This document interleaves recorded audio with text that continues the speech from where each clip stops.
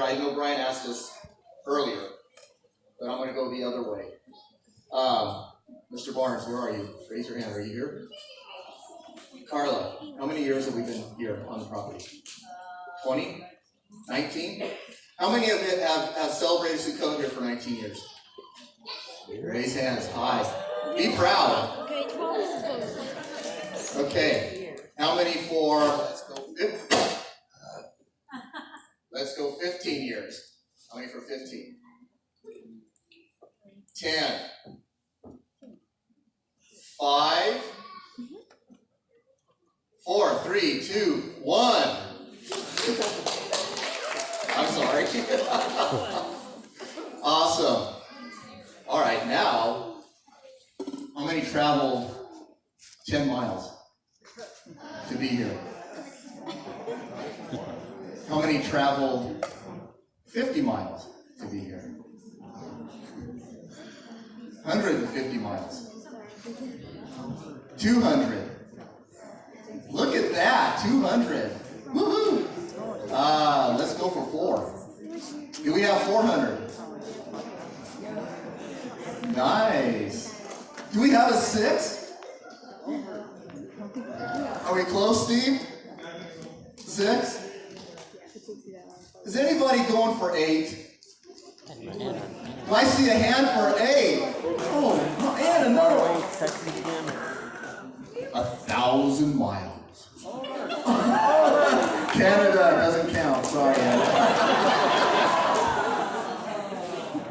You traveled like 100 feet.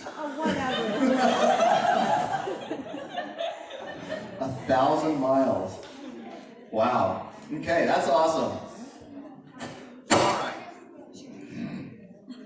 I know.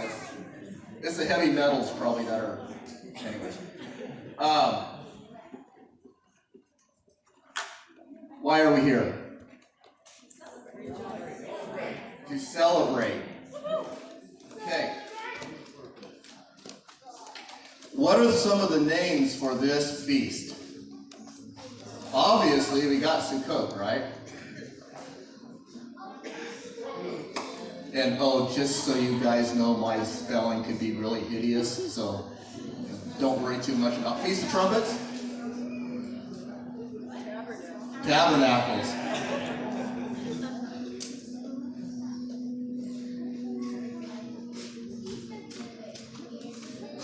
And you'll notice if I start writing sloppy up here, that probably means I don't know how to spell it. What other names? Booths.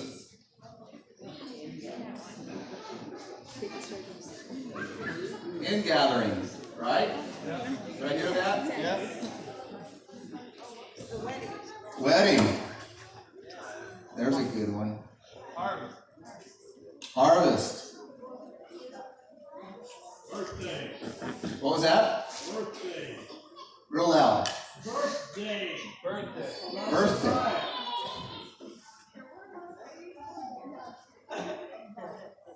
Yeah. Anybody else? I see a hand way back there. You're going to talk real loud.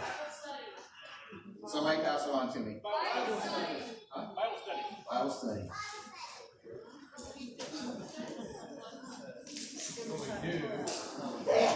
Season of our joy. Ah, season of our joy. Anybody know why it's called season of our joy? I'll just throw this is a freebie. Season of our joy. If you look at, this is one of the 3 pilgrimage feasts, right? Where the men are to present themselves before the Holy One, which we're going to do this week. The first one, during the week of unleavened bread, not once does it say in the description of that aspect, does it say to rejoice. The next one is Shavuot. And in Devarim, it only says rejoice once when it's describing Shavuot. When it comes to Sukkot, rejoice is all over the place. Season of our joy. That's how it got its title, for those of you who want to know. Anybody else? That's a pretty good list, isn't it? Okay. I want to go through here a little bit. Okay, let's do this. What are we supposed to do here? Rejoice. That's probably there is. Well, what else are we supposed to do? Celebrate. Well, in Sukkot for 7 days. Well, I could put dwell and build. Sukkah. Give thanks. Love your neighbor. What was that? Love your neighbor? Bring an offering. Ah. Pilgrimage feast. Do not come empty-handed.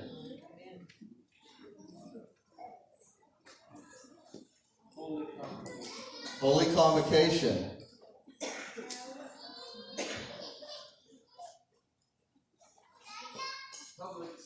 Huh? Speak up real loud.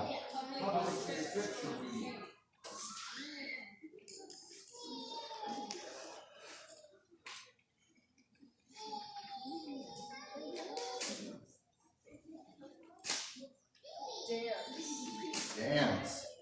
We come to glorify His name.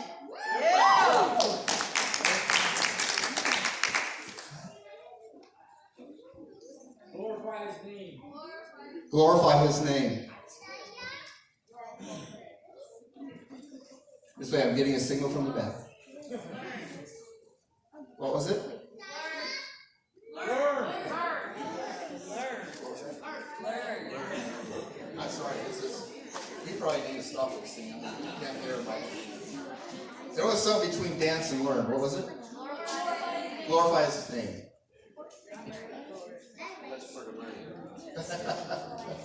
Remember when God took our people out of Egypt?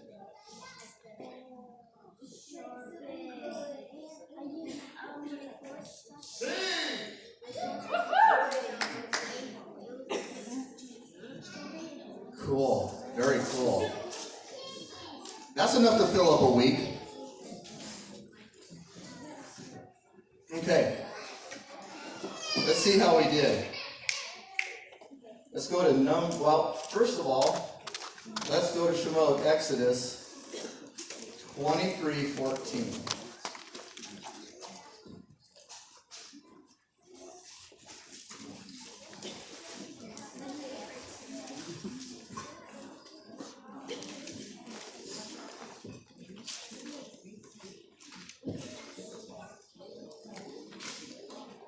And it says here, 3 times a year, you are to celebrate a festival to me. And this is a place where it says, and you shall guard the festival of Matzot, and it goes on the festival of harvest. And it says 3 times a year, your males are to appear before the master Yodhe Vave in verse 17. So we got that part down. 3 times a year, the men are supposed to appear before Yodhe Vave. And then let's go to, let's do Leviticus 23, please.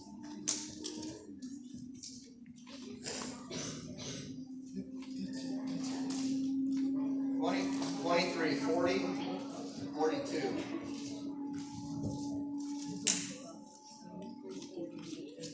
Dun, dun, dun. And you shall take for yourselves on the first day the fruit of good trees, branches of palm trees, twigs of leafy trees, and willows of the stream, and shall rejoice before Yodhe-Vave your Elohim for 7 days. And you shall celebrate it as a festival to Yodhe-Vave for 7 days in the year, a law forever in your generations. Celebrate it in the 7th new moon. Dwell in booths for 7 days. All who are native born in Israel shall dwell in booths, so that your generations know that I made the children of Israel dwell in booths when I brought them out of the land of Mitzrayim. I am Yodhe-Vave your Elohim. Okay, so we got that on there. Dwelling in booths. We are to make a sukkah.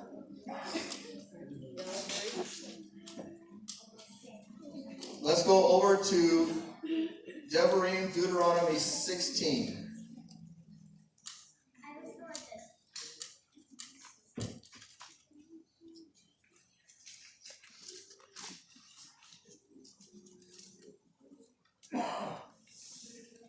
I believe we're going to be verse 14, am I correct?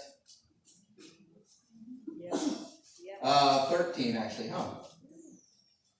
And you shall perform the festival of Sukkot for 7 days after the ingathering of your threshing floor and from your winepress. And you shall rejoice in your festival, you, your sons and your daughters, your male servants, your female servants, and the Leviim, and the stranger and the fatherless, and the widow who are within your gates. For 7 days you shall celebrate to Yod-Heh-Vaveh your Elohim in the place which Yod-Heh-Vaveh chooses, because Yod-Heh-Vaveh your Elohim does bless you in all your increase and in all the work of your hand, and you shall be only rejoicing. And then you shall, at meal times where you have your meals and around the fireplace, you shall discuss the deeper things of Torah, like the calendar, like when do we see the new moon, like what are dimensions of the earth. Wait, that's not there. And you shall only rejoice 7 days of rejoicing. 7 days.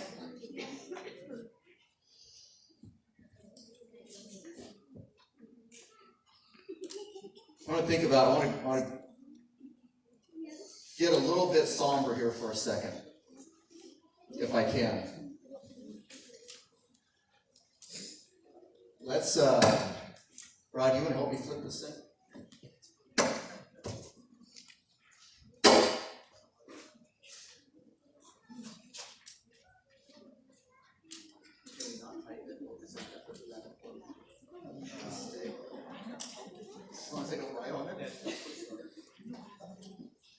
Okay.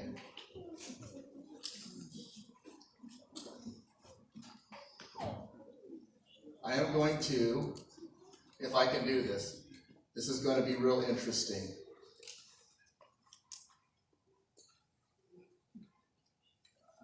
Like this, and then like that. I think this is going to come down here like so, come up, this, here, I think it comes in like this, and something like this, and then it goes out like this.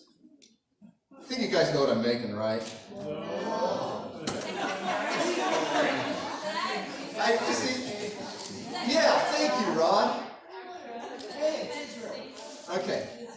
It's in Mr. Barnes' house. It goes here, it goes like this, something like this, it goes like this, it comes down. Okay. This is, I'm sorry guys, this is a map of the world. Okay? Oh. Okay. Actually, you know,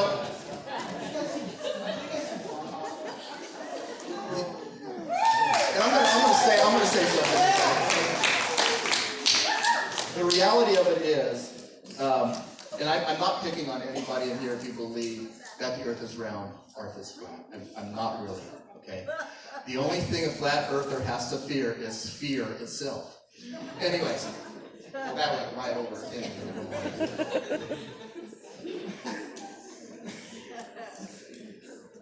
No matter how you look at it, whether it's flat or round, the Father put Israel in the dead center of it. It doesn't matter. And when His word is going to go forth, it's going to go forth to the four corners, whether it's going to the round corners or whether it's going to the square ones. It does not matter. His city, His mountain, His holy set apart place is the dead center of it. That's just the way it is. Now, I did this a little bit different because if you actually look on Google and you Google it, it actually has Europe, Middle East, and Africa in the middle, if I'm not mistaken, and then it has U.S. is way over here, and over here is China and Russia and stuff like that. It's a little bit different. I did this with U.S. in the middle, and I did it for a reason, okay? Let's say, I'm going through this as fast as I can, guys. I know people are asleep, but are you all still laughing at my map? You know what? This entertainment does not cost you anything.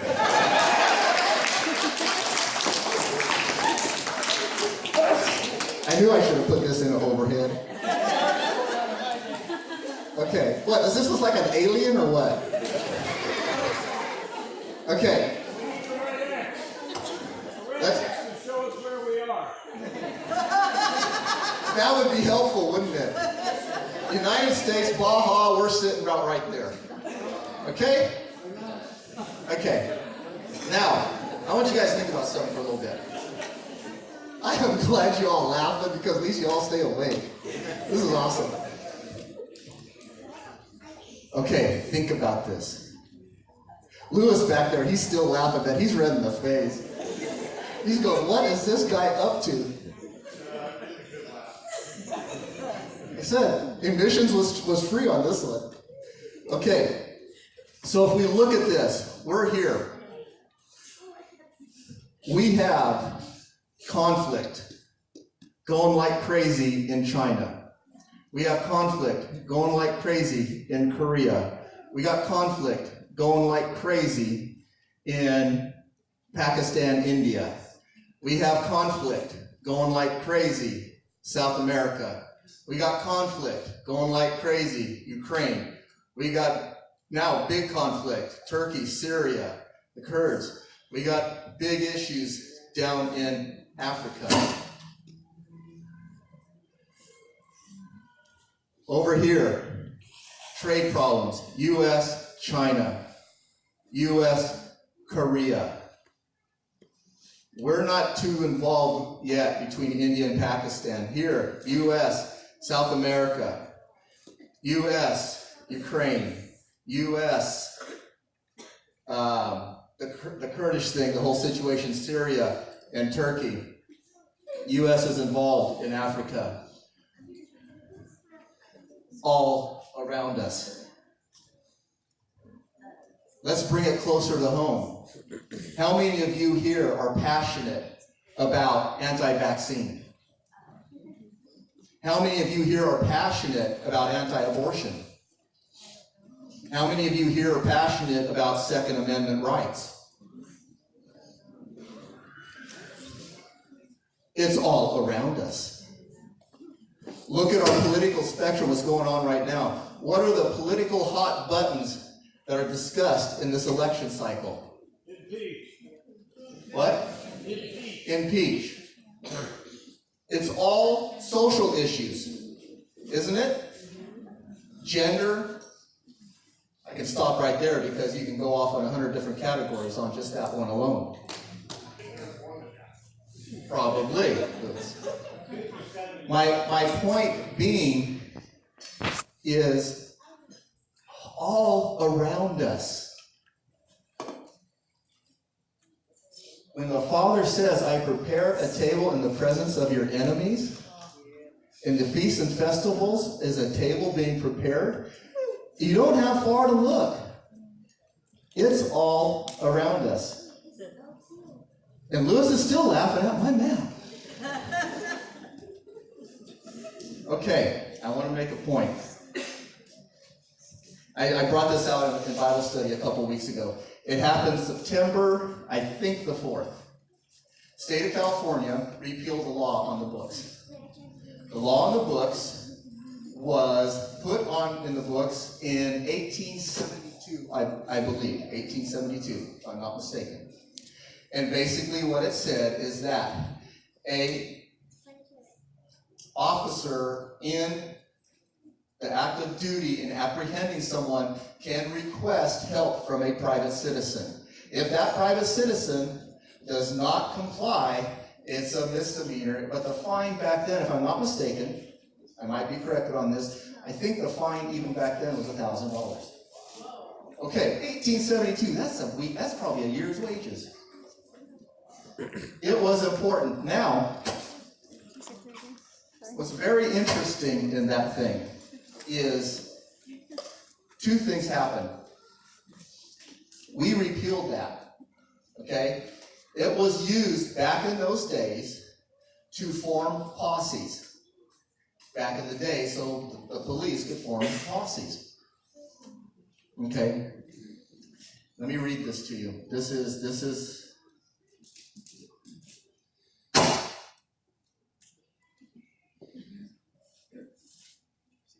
okay.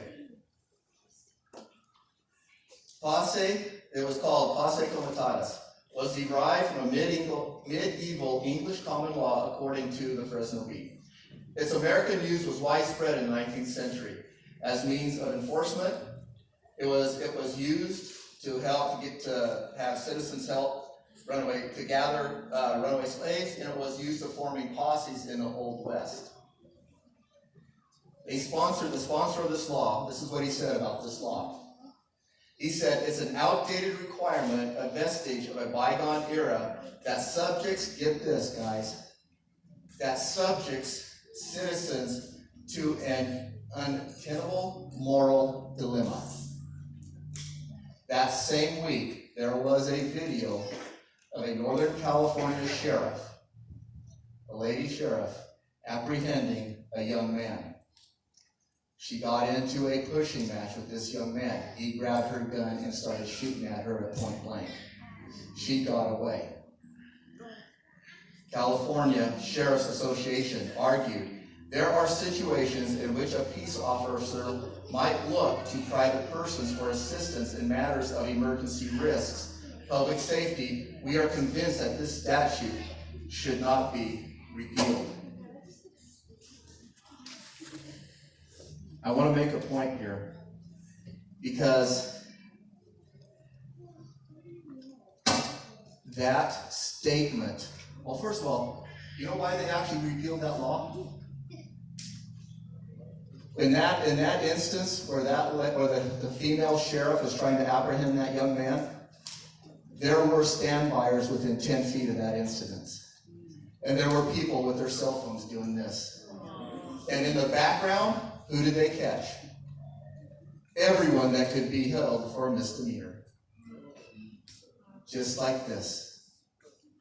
And they knocked that law down. And why did they do it? What they said. Let me get back to this. I want you to listen to this. An untenable moral dilemma.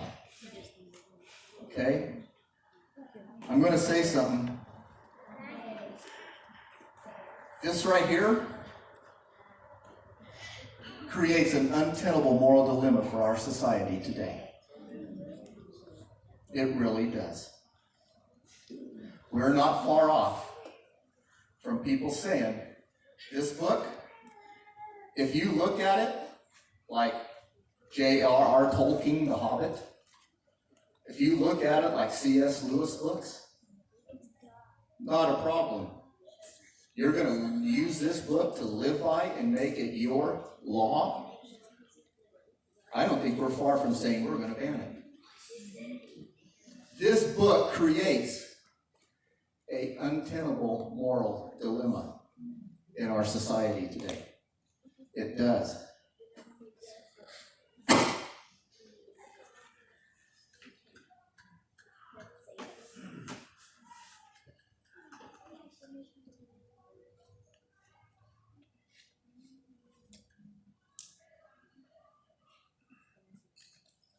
Now I'm trying to remember where I'm at.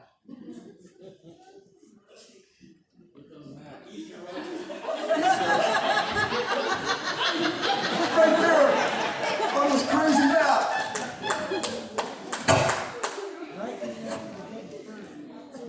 He prepares a table in the presence of our enemies. And this table, folks, what does it say? Rejoice only. And you know what?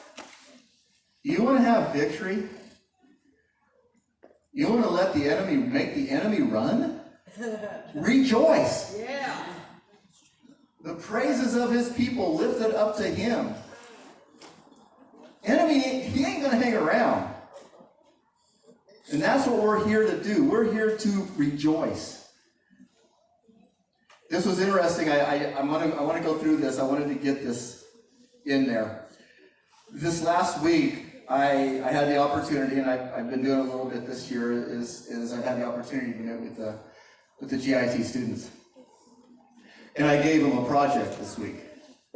And I told them, I go, okay guys, here it is. I said, first 15 minutes of class, here's your assignment. You're going to open for Sukkot. And they go, I'm not going to call on Granny, you're okay. And they go, really? And I go, yeah, you're not really going to open for Sukkot, but you're going to open for Sukkot. I said, who's your audience? So we went through who the audience is. Families. And everything from people who have done it all their lives to first-year people. So I go, now, I'm going to give you guys a few minutes, bullet points. What would you say? I'm going to go through some of this to you guys because this is this is amazing. This is very, very interesting how this works. I mean, how this came about. Because interestingly enough, I don't know, I'm not going to say names, I don't know which one it was. But one of them goes, so Mr. Lepke, are you making us do your speech for you? God, you guys are smart. I said, no. Anyway, I'm a 60-year-old guy up here talking. They're in their young 20s. What's their perspective of what they would say opening for Sukkot? So,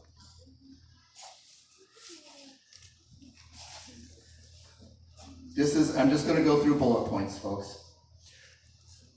This is what some of them said. Why are we here? Go over that. Read the scripture. A lot of them talked about unity. This is what's interesting. I'm not going to, and again, I won't do names. Proverbs 6. And this is pretty strong, guys. Okay, Proverbs 6, if you will. 6:16. Let me see. These 6 matters. These 6 matters, Yod-Heh-Vav-Heh hates. And 7 are an abomination to him. Number 1, he hates a proud look. Number 2, he hates a lying tongue. Number 3, he hates hands that shed innocent blood. Number 4, he hates a heart that devises wicked schemes. Number 5, feet he hates that run to evil. Number 6, a false witness he hates that breathes out lies. You know what number 7, the abomination is? The one who causes strife among his brothers. Wow. That's, yeah. The king is here. Where 2 or more are gathered together. I'm still on GIT things. Let me ask you this. Who is, and I don't know, I'm hoping someone will say, who was the first person in the tent this evening? Is anybody here that can say, I was the first one? Rod, were you the first one? Let's say you were the first one. Rod was the first one. Was there a second one? It was Carla. So Rod and Carla were the first 2 in this tent this evening. Do you know who came in with you?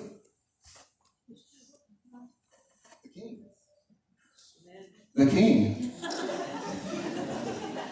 I love this thing. It says right in his word, where 2 or more are gathered, there I will be also. It's either true or it's not. We're in a set apart assembly on his feasts and festivals, where 2 or more are gathered, he is there. The first 2 people in this tent, guess who came in with them? Our king. First two people that sit down at dinner, who's sitting at the table with you? What was your conversation about? Oh my goodness.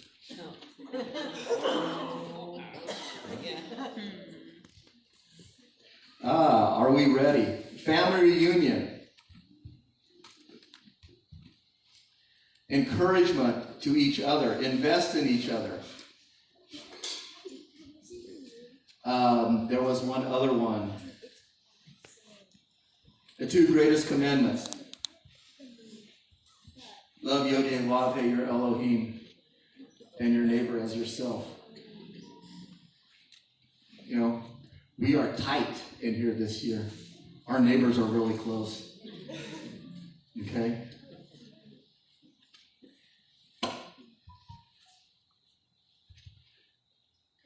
Something was brought up also that had to do with the altar. The altar was made of unhewn stones. They weren't cookie cutter by any means. Each one was different shapes or sizes. All of us are different shapes and sizes. We come from different walks. We come with different viewpoints, opinions, even in victories too. And when I was thinking about that, my thought went to, as I was doing this, everybody's different. When we leave here, we go back out, literally to our enemies. Something the scripture says is very interesting, and I'm going to share this too. This is not my story.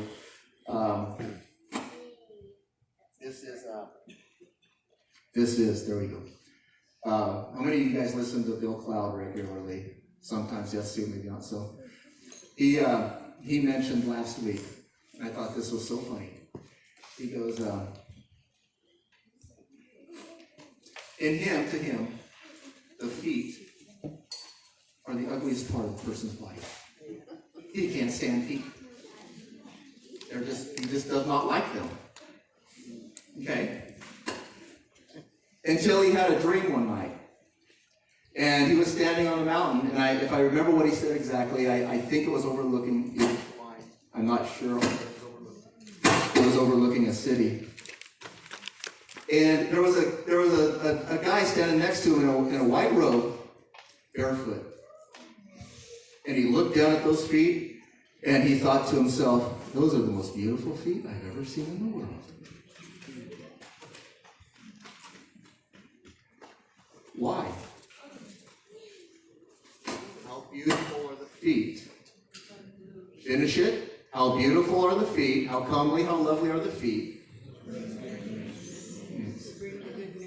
Okay. I must be putting most of you to sleep. I want everybody to stand up. Everybody stand up. Everybody stand up. Up. All right. I guarantee you, even if you are wearing the same pair of shoes from the same manufacturer that somebody next to you is wearing, I bet you they don't look the same. I don't think we have to take our shoes and socks off to prove our feet look different. I bet you our shoes look different. Can you all turn around and look at each other and say, what beautiful feet you have?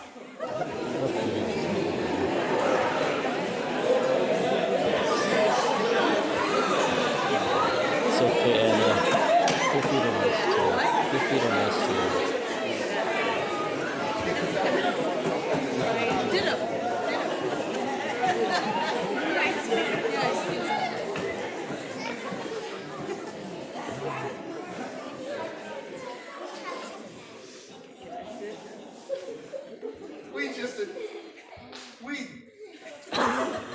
How about now?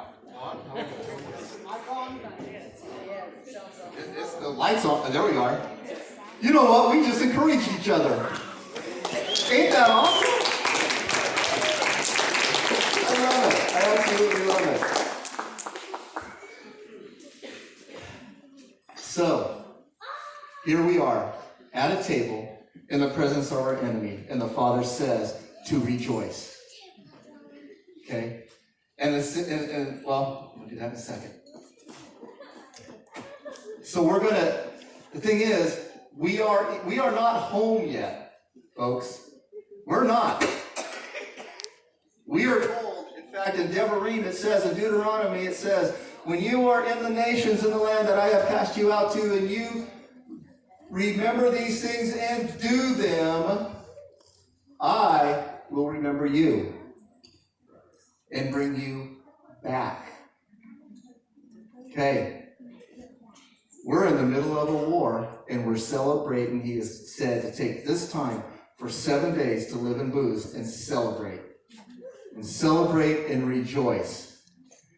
And so I think we'll do, I asked Rod to do a couple of songs. And then I got one more thing after these two songs. And I want to say, and we'll finish with a song, and then I'm going to be finished, guys.